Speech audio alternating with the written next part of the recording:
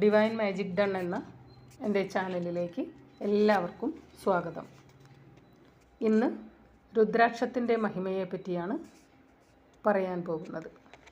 രുദ്രാക്ഷം എന്താണെന്ന് എല്ലാവർക്കും അറിയാമല്ലോ.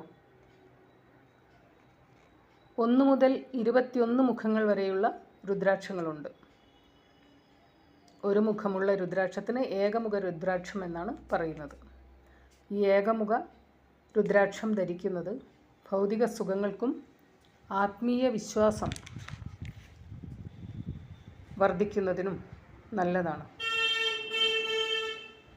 ബന്ധങ്ങൾ മെച്ചപ്പെടുത്താൻ 2 മുഖമുള്ള രുദ്രാക്ഷം ധരിക്കുന്നതാണ് നല്ലത്.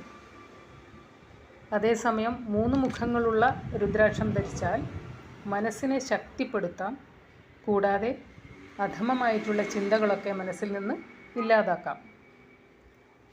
ബുദ്ധിപരമായ കഴിവുകൾ വർദ്ധിക്കുന്നതിന് 4 മുഖങ്ങളുള്ള രുദ്രാക്ഷം ധരിക്കുന്നതാണ് നല്ലത്.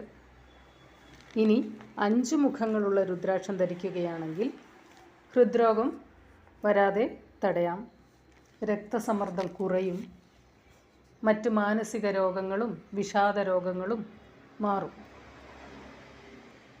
6 മുഖങ്ങളുള്ള രുദ്രാക്ഷമാണെങ്കിലോ ബിസിനസ്സിനും തൊഴിൽ പുരോഗതിക്കും വളരെ നല്ലതാണ് 6 മുഖങ്ങളുള്ള രുദ്രാക്ഷം.